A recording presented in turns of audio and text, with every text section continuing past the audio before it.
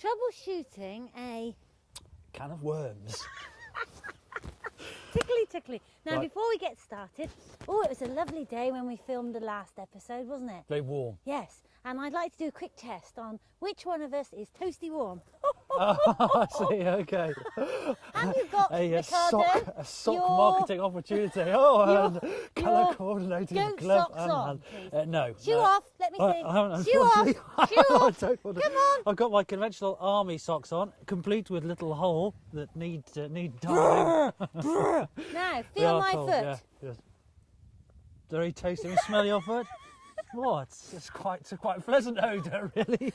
Buy your goat socks from Wiggly Wigglers. Now, on to the main purpose of the day. Troubleshooting a can of worms. Rich, Yeah. I've got a huge list of questions here Okay. of things that can go wrong, or perceived things that can go wrong We get with a can of worms. we often get inquiries, don't we, about things that can possibly go wrong with a wormery. Yeah. So first on my list, top of my list, Yep. is flies. Okay. So let's see if we've got any. We can have a look. It's It's a minus, brave fly that comes out on a day like today. -5, is it? Yeah, it's very cold. Here we go. Okay. Not a fly, but what do you do about flies? And what fruit flies larvae need is a very moist conditions. So it's deteriorating wet waste that tends to promote the growth of lots of fruit flies. So if less of that, then you have less fruit flies. So wrap your waste up in newspaper before you put it in the wormery. You can do things like add a little bit of sawdust. Antacid lime mix is superb because it reduces the acidity. You know when you leave a bottle of wine open in your lounge, you know, Yes. this expensive stuff that you drink. Dining room. I get more flies on mine because it's less expensive, more acidic. Chicken. Yeah. That's what fruit flies love. You know, they love that acidity. So if you leave your bottle of wine uncorked, you end up with a little floating corpse or a couple of little black corpses in there, don't you, in the morning? Yeah. And wormers are no exception. If you've got moist acidic conditions, then fruit flies will home in. Have they got a particular food they love?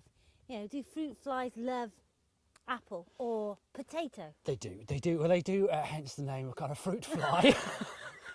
The clue is in the name. Brilliant. So apple, job I added that apple one. waste, for instance, or kind of excessive orange peel. Not that we recommend you put too much orange peel in a wormer anyway. Will attract more fruit flies. People grow fruit flies on apple pumice and things, don't they? So you know, yeah, more fruit waste, more fruit flies. Okay. Possibly. It's all about balance, you know. A wormery is essentially, it should be about balance. If your diet is balanced, then the contents of the wormery should also be about variety, because essentially the worms are pretty much eating what you've been eating, haven't they? What about ants? Now, is that the opposite end of the scale? Because ants like dry stuff, don't they? Ants to compost heap, conventional compost heap, are a wonderful thing because they're breaking down the waste. I mean, ants are nature's great tidier uppers. You know, they're taking dying, dead material and either taking it back to their larvae to feed on or feasting on it themselves. And when they excrete, they increase the levels of potassium in a compost heap. So perfect, really, for fruiting plants. In a wormery, they have a propensity to nick your worm eggs. So what you don't want is a colony in your wormery because it'll compromise the next generation of worms. So we don't mind a few visitors. The occasional visitor, yeah, a transient ant is absolutely fine. But you don't want them setting up their homes in there. That's Got a ya. sure fact, yeah. Okay, so what are we going to do about that? Because, you know, if your ants are actually eating your worm eggs, Right. your worms won't breed and that will be the end of it. Well, I suppose it's a difference between, it's a contrast between reducing the levels of moisture to reduce fruit fly populations. If you've got lots of ants, then you need to increase the moisture. Right. How can I keep the ants out, Rich, of my can of worms? A couple of neat tricks. One of the best ways is to get a jar and either fill it with water or oil. And I think you might have prepared one earlier, a little bit of water in it. Off I go. And what we do is quite simply take a few of those, and then if I lift this up, These are expensive. pop that underneath the leg. Okay. Yeah, they're expensive, but they're very good, aren't they? Oh, they are good at this. In it goes. What happens is, of course, the ants will go into there and they'll have difficulties crossing that little reservoir in order to get onto the legs to climb back up. Fantastic. If you use oil, it's almost impossible for them to do that. The other thing you can try, well, there's a couple of other things, in fact. Vaseline, a bit of petroleum jelly, you know. Farmer Phil knows all about that. Smeared around the leg of the the leg of the wormery will stop them. You know, they're going to get stuck in there and whatnot. Where And can the you other get that from? Any good chemist will Excellent. sell it.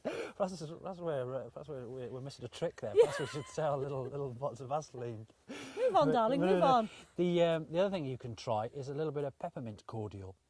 Really? Yeah, a friend of mine who worked in a bar. So Drink they, it so or they apply it? Apply it. Just put a smear of peppermint cordial around it, and ants don't like that apparently. But that's going on the say-so of somebody else. No, I've never tried it myself. Good Lord, there we are. Okay, worms in the lid. Worms in the lid. They come up, they say, and they're right in the lid. Right. And what do I do? Nothing. Excellent. Don't need to worry about worms in the lid. I think some folks, you know, they worry that the worms aren't exactly where they imagine that they're supposed to be, i.e. in the waste that they're adding. You know, imagine in any home, you know, you're going to mooch around and you're going to go and try and discover So they're new in the places to attic? live. So they're quite possibly in the attic, yeah. Worms in the sump. Their in the behaviour cellar? is determined by climatic influence. You know, lots of environmental factors will determine the behaviour of a worm. So on days where it's really hot, for instance, then worms perhaps don't really want to be stuck right in the core of the decomposing material. They want to be somewhere where there's a better circulation of air, and obviously, you know, they're kind of breathing through their skin, so they want lots of air passing around them. So underneath the lid, just underneath all the little vents, would be a perfect place for them to hang out. Worms, dry worms, frosty worms. Let's gather it up, Rich. What happens? Right. Okay. Well, My wormer is too wet. your worm is too wet. Well, there's a couple of things you can do. I mean, worms need to be moist in order to breathe through their skins. It's very, very important. We better get some out. Oh, Michael will go mad though, wouldn't he? Because this is perfect. This stuff's almost ready for harvesting. In fact, I'll just. But if they breathe through their skins, worms are very... You see the way this worm's thrashing around? Yes. You know, they often do that. I suppose it's because it's a defence against predators, you know. But if they're subject to that warm environment, I was just going to say, how cold it is in there. Isn't it because my hand's So- so warm Sort of from the thinking, goat gloves? what am I doing here? How did I get in this place? In fact, I've now lost all feeling in my hands. So I see think how, that's see enough how time, isn't shiny it? this little chap is, right? Yeah, he's It needs losing to it. be shiny because that's moisture, and that is the slime, I guess, in effect, that people mention that when they talk about how slimy worms are. But it needs to be shiny and slimy in order for it to breathe through its skin. So all important. If we left that worm out now for too long, just on its own, this air is very drying. It would dry out, and you often find, you know, when you're playing tennis on a hard tennis court and you get a torrential downpour in the summer, and all those lobworms come up to the surface and start to wiggle their way across the tennis courts. The sun comes out and dries them out, and they just die. Lastly, Right. I know we haven't done thrips and springtails and all sorts of bugs. We'll have to do that again. Yep. But my worms are not moving up into tray 2 and 3. Okay. Rich. Right, let's have a look at your worms. You see, the problem here is that the level on this bottom tray isn't touching the underparts of the tray above it. So you want my worms can't jump? So they can't jump, they're not going to be able to grapple and hook their way up there. So what you need to do at some point is make sure that a part, doesn't necessarily need to be the whole tray, but at some point across the surface area of this tray, it needs to be touching the underparts of this tray. So if you put that one back on now, I could put some more waste in there. could put some more waste on there. And now lift it off again. You see here, you see where this area is flattened off? That will be sufficient for those guys to get into that tray. Great clue, Rich. Great clue. If you had a magic wand and you can wave some magic dust upon this wormery and fix all the problems in the world that there ever was, what would it be, Rich? I've got no idea. Would it be DE powder? DE powder. Something we haven't talked about today.